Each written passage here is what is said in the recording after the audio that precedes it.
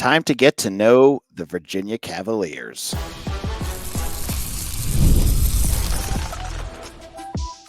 You are Locked On Boston College, your daily podcast on the Boston College Eagles. Part of the Locked On Podcast Network, your team every day. Hello, everyone. Welcome to Locked On Boston College, your team every day. I'm your host, AJ Black. I'm also the editor of Eagle Insider, part of the 247 network. Check out my work over there. Today's episode is brought to you by FanDuel. Place your first $5 bet, and you'll get started with $200 in bonus bets guaranteed. Visit FanDuel.com to get started. Well, it's our Thursday show, and we're getting ready for the upcoming game for BC against the Virginia Cavaliers, the second game in 2 years between BC and the Hoos. And what better person to have on than reporter Jackie Franchilli of Wahoo's 247. Jackie, we had you on last year. It's great to see you again. How you doing? I'm doing good. Great to be on the show again. So last year, Boston College and Virginia had a great game. It was a lot of fun, and I mean, probably not for Virginia fans because they didn't end up winning that one, but it was a back and forth game. Yeah, I remember that the Hail Mary at the end of the first half by Tony Muskett. Kind of walk Boston College fans through what has changed. Both of these teams have started off hot, and you had Tony Elliott start the season off. It looked like on the hot seat. He's obviously had a lot of success so far, and that's great for UVA. What has changed since last year to this year? So for the team, Yeah, sure. Yeah, he's started 3-1, and it's the most successful start since 2019 for this Virginia program. And they're trying to do something they haven't done since 2019 and start 2-0 in the ACC. So they're trying to build momentum for the program. And what's been different is honestly, this has been the first true off season for the staff. If you consider what they've been through as a staff, first you had the coaching change, and then unfortunately you had the shooting leading into last season. So this was a true football focused off season, which you talk to everyone around the program. They just appreciated having the game and focusing on the game of football this off season and coming in, doing winter workouts, going to spring, and not having the sense of this is the first spring practice after the shooting. This is the first fall camp after the shooting. It was a lot emotional last year. Obviously, you're stepping onto the football field for the first time without your brothers in arms when you go on the field. So it was a tough emotional last year. So you have that, I guess, off your back. Obviously, you're always going to remember the three fallen, but you don't have that every single time you step on the field. So you have that kind of load off, and you can see more smiles on this team, and that affects your game, right? Because you don't have that because they were going on the field and like having extra pressure to try to win. So you have this off their back now. So that's the emotional side of this program and moving forward now. And now you also have different personnel. Largely Boston College and Virginia, you have some of the same pieces, but for Boston College, they faced Tony Muskett. That was his first game back from being injured in the season opener against Tennessee. This time they'll face Anthony Colandria, who was the guy who replaced Muskett during his when he was out for injury. So now you have Anthony Colandria. Boston College never got to see what Anthony Colandria was on the offense, and what you see him, he provides more of the ability to extend plays with his legs, look downfield while he's moving around and scrambling. So that is different. The other part that's different is their offensive line is now deeper. Last year they were still trying to figure out who was playing where. I mean, Brian Stevens moved to center from right guard after a few games last year, and leading up to the season, the starting five wasn't practicing together in fall camp. So there was a lot of musical chairs moving pieces going in. So that's more settled for Virginia. You also have guys that have more veteran experience. On that defensive line, you have mid-20-year-olds. Cam Butler returning. You have who was also hurt against Boston College. You have Chico Bennett who made his return. You have young guys like Cam Robinson, more experience. You have Antonio Clary, the safety, one of the leading tacklers in the country. He's back for Virginia after being hurt last year. So Virginia was able to build depth and more experience depth from getting guys back from injury and also coming with guys that just gained reps because last year they were hurt so much. These guys just earned reps by playing, like Cam Robinson as a true freshman, like Anthony Colandria as a true freshman, like Anthony Brenton when he was able to play.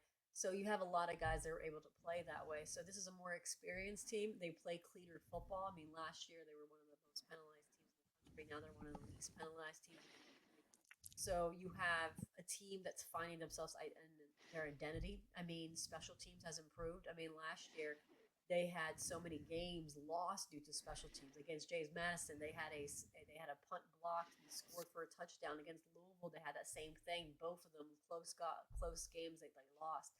And then against Coastal Carolina last week, well, 2 weeks ago, they had the first play of the game. They had a forced fumble against Coastal Carolina on the opening kickoff, recovered and scored the next play in the red zone. So they were able to capitalize on a special teams great play. So there's a lot of things that move forward for this program, which is where you're seeing this progress from Elliott and his staff. Now, talk a little bit about Anthony Colandria. I've watched a lot of him, and he's a lot of fun to watch. I think he and Castellanos have a lot in common in terms of just big explosive plays and big and making a lot The happen. Sunshine State swag, both of them. I know, right? And so, what have you seen from him, and what does he bring to this Who's offense? Well, he's grown a lot. I mean, last year he would have told you straight up he didn't think he was going to play. I mean, every competitor is going to compete, but he came in knowing Tony Muskett was going to be the starter. He was the veteran transfer that came in from Monmouth, and he was going to be the guy leading the offense. And then he's like, you know what? Muskett's hurt. You're going to play in Nashville against Tennessee for your first game as a college football player. So he kind of got thrown into the fire a little bit. And this was a kid that was thrown into the fire with an offensive line they still had a lot of questions about. So he had to grow up really quickly. He's kind of settled a little bit towards like in the middle of the season, and then Tony Muskett came in. And then they finally had their first win of the season against William Mary. And then Tony Muskett got hurt again. And then Anthony Colandria back into the game, and he was able to win one ACC game. But that was a lot. That was a lot of, not knowing what your situation was. Yes, you always prepare as a competitor, but he was still a freshman learning and understanding when to throw the ball away, when to, slide, when to take the sack, when knowing not to take the sack. That's a lot of things that you have to learn as a quarterback in your first couple of years in college football, and this guy had to learn it on the go as your starter in the ACC. So this year, you see that maturity level. What I thought showed his leadership and where you started seeing him win the quarterback battle was actually in the spring, where he took a lot of his, skilled players like wide receivers, tight end, and they went to his hometown in St. Petersburg and also to Tampa and trained together during spring break. And you saw that unity in the team, that team leadership, and he's grown in that way. And I mean, he was one of the leaders during the transfer portal in December, trying to get guys to Virginia, like Harvard tight end transfer Tyler Neville, who's been a great addition to Virginia. He averages 16 yards per catch. So getting those guys to buy into Tony Elliott in Virginia. Anthony Colandria is a guy that buys into Tony Elliott. When you have a guy that buys in like that, it certainly helped Tony Elliott kind of change the trajectory of the program, because you need guys to buy in like that in order to sell your offense to players. So he's been able to grow that way. And what's different between him and Tony Muskett is his ability to extend plays with his legs. If you watch him, there are times when you go, I think it's Des Kitching says it best. He's got the oh wow play and he's got the oh crap play. He's got one or the other. And Des Kitching says we got to make sure he does the oh wow play, but then minimize the oh crap play. Like, even when you look at the game against Maryland, for instance, he scored just before the end of the half, and he had like 1 second left on the clock. Tony Elliott looked at him when he came down on the sideline, and you could just see him saying, "Please do not do that again," because at that moment, the correct play was, try to see what's open, see if you have a man downfield to score, but with that clock winding down, just get the ball down and shoot and get a field goal so that we can get this points on the board. So you still have those moments, but most of the time you see his ability to now realize that Coastal Carolina was a good game, where you saw him sliding, you saw him throw the ball away, you saw him evaluate the field better. And what's good about him is when he does scramble, his eyes are always downfield. So he's always scanning to see an option, and that's what he's learning. It's still a work in progress. He's still in his second year playing college football, but you do see that, and that is the difference between him and Tony Muskett.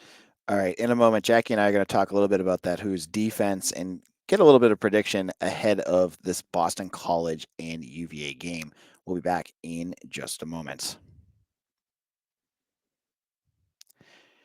Hey, NFL fans, you can start the season with a big return on FanDuel, America's #1 sportsbook. So when you get a hunch in the middle of the games, you can check out the latest stats, view live play-by-play, and so much more on the same page where you place your bets. If you've been listening to me on this podcast, you know I've been fading hard on the Patriots. For us Patriots fans up here in New England, it's not been pretty. But the Dolphins are playing them. And I don't know if I'm going to still take the money line against the Pats again this week, but I might. And if you're thinking the same, you can get yourself started with $200 in bonus bets guaranteed when you place your first $5 bet. That's fanduel.com. Locked on Boston College, AJ Black here, joined with Jackie Francelli of Wahoo's 247. And we are talking about the upcoming game between Boston College and UVA. Speaking of FanDuel, I think the last line I saw has already shrunk down to +1 for BC. UVA is a bit of a favorite here. But let's talk about the defense. You had mentioned already that they struggled with getting to the quarterback last year. How have they looked this year? Who are some names that BC fans should be looking at, and who's been kind of standing out so far for the Hoos? Yeah, so last year they were hurt a lot, right? So they had a lot of guys having to step up. I mentioned Cam Butler is one of the guys that was hurt last year when Boston College and Virginia faced off against each other. He got hurt in the first ACC game against NC State, and he had 3.5 sacks in the first 4 games, and then he was gone. And that's most of your sacks were gone in just one injury. And plus, Virginia had a lot of true freshmen playing. I mean, Jason Hammond, who is out for the season now after suffering a shoulder injury during the game of Coastal Carolina. He was a true freshman at defensive tackle, playing significant reps. He had Mekhi Buchanan, who's also out for the season. He was playing significant reps at true freshman. So there's a lot of true freshmen having to take up some snaps last year. They had 1,400 snaps done by true freshmen. So that was a problem in Virginia last year. This year, they have those veterans back. I know I mentioned some injuries there, but Chico Bennett, Cam Butler, your two oldest edge rushers, and Cam Butler is back. He's doing pretty well. He's getting adjusted back to the game, and he's had one of his best games against Coastal Carolina. He did actually pretty good against Maryland as well. So they have those guys back, and then you also have a All-American true freshman from 24/7 Sports, Cam Robinson, at linebacker. And what I like about him now, when he was hurt against Maryland, he did not play against Maryland. What happened is, like, Trey McDonald did a great job coming in at linebacker. He was the one that got the pivotal sack against Wake Forest on the road that helped seal the win. But what happens when Cam Robinson is not on the field is their other linebacker, James Jackson, can't push forward and put pressure on the quarterback as much. What Cam Robinson does, because of his athleticism, he can really make an impact inside the box and chasing somebody, while James Jackson puts on the pressure up front. So with Cam Robinson on the field, James Jackson can go in and act like another guy rushing the passer. So you have him that will go up the middle. And then what Virginia did against Wake Forest is they blitzed and they blitzed and they blitzed. And that's why you see guys like Jonas Sanker and Antonio Clary, their safeties, being one of their leading tacklers this season. And I think one of the highest in the ACC. I think they were one of the top safeties in the country right now with their tackle numbers. Those two have been able to also make their impact against the quarterback. And those are some of the guys that Virginia is going to rely on when they see Castellanos. I wouldn't be shocked if Cam Robinson would kind of act like one of those, send him in like a spy. And I wouldn't be shocked if you see Corey Thomas, another safety, come closer to the box. Again, I wouldn't be shocked them blitzing Antonio Clary and Jonas Sanker, who are two of their best tacklers moving forward, because the way Boston College runs that offense and their three-headed offensive attack on the ground, I would say, like, what forced them to throw. Obviously, Virginia is going to leave their corners on an island, and that could be a risk, but it might be a risk that they believe that they could win with who they have up front with those linebackers. So it'll be an interesting matchup, and it's one of the key things that I have an eye on is that matchup against the run, because Boston College's strength, when I watched them at Florida State, is going up the gut, going up the middle, what they did with the Knowles. Virginia's weakness up until this point, we haven't been able to see them how well they do yet, because I don't think they've had the challenge yet compared to what Castellanos is going to bring, is stopping the run up in the middle. So this is going to be an interesting task for them, because against Wake Forest, they still allowed big plays. That was an issue for Virginia. So this is going to be something that they're going to look at when it comes to Boston College. So I'm going to ask you the same question you asked me on your podcast. What does Virginia have to do to win this game? Yeah, so first off, they need to make sure that Anthony Colandria has the time to throw the ball. Obviously, Boston College has one of the best edge rushers in the country, and then Virginia has some question marks, not really on the offensive line. I think the offensive line has done a great job and actually one of the best O lines according to Football Focus when it comes to run protection or run blocking. But because of injuries, that left tackle position, Mikhail Boley has not played a game yet. Jack Whitmer has stepped up. He was a tight end convert to a left tackle. He's done great, but this is going to be a tough challenge for him. Make sure Anthony Colandria is able to pass the ball and also run the ball. When they run the ball, good things happen because they're able to win the ground game, make moving chains, not get into third and long positions because Virginia has one of the worst records on third down. They didn't do a really good job up until again with Coastal Carolina. They also weren't converting in the red zone as efficiently until the game against Coastal Carolina.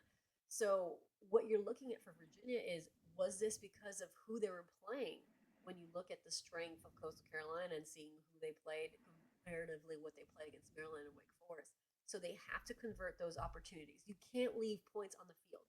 You saw what happened against Maryland if you're Virginia. You left points on the field in the game you probably should have won. I mean, Virginia dominated Maryland in that first half because they had three trips to the red zone. They only had 6 points. One of them ended in a turnover, and then two others ended in a field goal.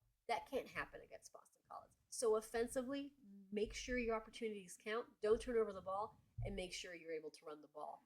On defense, maybe bend not break is probably one of your best options, but also stay disciplined. Mind your B gap when you're playing them. And if you can, just control Castellanos as much as you possibly can. Because Boston College is going to hold down the football. They're going to control the clock. So you have the offense having to take their opportunities and their defense trying to win the matchup and get those guys off the field as quickly as possible. All right, Jackie, thank you so much for coming on. If you follow me on Eagle Insider, if you're one of my subscribers, you need to go over to Wahoo's 247. Get some of the stuff that Jackie writes because it's great stuff. Preparing for this game, I know she has some good stuff up for the BC Virginia game. So check out her work over there. Jackie, where else can people find you? Yeah, sure. You can find me on at Jackie Fran underscore. Jackie is spelled JACQIE. I also have a podcast, and AJ, you're a guest. Go figure on Is the that right? podcast too. That'll be coming out on Thursday, previewing the game. And yeah, and if you have any Wahoo fans that want to come over to Eagle Insider, my board is actually pretty nice. To opposing fans, we've had Michigan State and Mizzou fans, and they've all been welcome over there. So any Wahoo fans want to come over and chat it up with some BC fans, it's a welcoming community over there. I promise. Jackie, thank you so much for coming on, and we'll be back in a moment to finish up our conversation just with me, just be me, to talk about BC's defense. I'll get into what the Eagles are doing and is it enough to win more games this season. We'll be back in just a moment. Welcome back. This is Locked On Boston College, AJ Black. If you like this podcast, let me tell you about Locked On College Football, hosted by Spencer McLaughlin. You're going to get all your NIL news, playoffs, bowls, everything in between. You're going to get that there. Before we get into this next segment, I need to apologize because I had the graphic up and I misspelled Jackie's her Twitter name. If you want to follow Jackie, it's at JACK. JACQUIE Fran underscore. I did not have the E in there. So it's JACQUIE Fran. Make sure you follow her. She's incredible. She does great work on Virginia.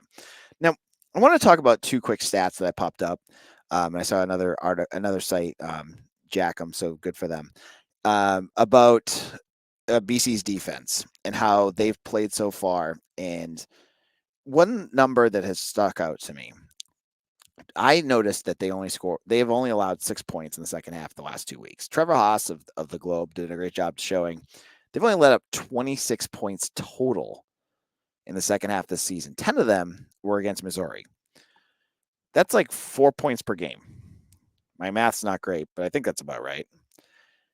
They've been making some great adjustments, but as Bill O'Brien has said, they need to come out strong. And against Virginia, you cannot let Anthony Colandria do his thing for a whole half and expect to win if you're going to let that happen.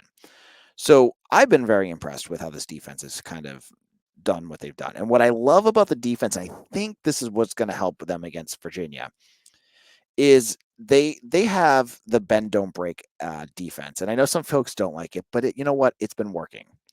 And what it's going to do against a guy like Colandria is hopefully minimize the potential for explosive plays. If Colandria has his druthers and can make explosive plays, you're going to be in trouble because he can make them, but you got to be able to slow him down. If you force Anthony Colandria to march down the field and put together long drives, he's, as Jackie said, the what the heck kind of plays. I think Mitch calls it the chaotic good versus chaotic evil. I feel like you could catch him and to make a mistake because he's still young. He's a sophomore. He's still learning the position, as she said. That's where this defense, I think, is going to be able to be successful if they can do that. If they let up big plays, then what are you going to do, right? So that's what I think this defense is going to have to look at. I think they're going to have to be able to make them drive and, if they're going to give up a few plays here, make them rally to the ball. And they're going to, I truly believe they can make UVA mess up. I think that's going to be something worth watching. So I'm going to wrap things up. If you have not done so already, make sure to follow me on Twitter at AJBlack247. We just went over 1,800 subscribers on YouTube. I'd love to get us to we're at like 1,820. I want to get to 2,000. Really do. So if you're just listening to this and you have never subscribed, just hit it. It's free. You'll know when we go live. And it would make a big difference to us. I'll be back again tomorrow with Mitchell Wolf to talk about this upcoming game against Virginia. We'll do predictions and previews. We'll talk about Mitch what he sees. It's going to be a packed episode, so make sure you hit that subscribe button and don't miss that. Thank you all for listening, and I'll see you again tomorrow for another episode of Locked On Boston College, your team every day.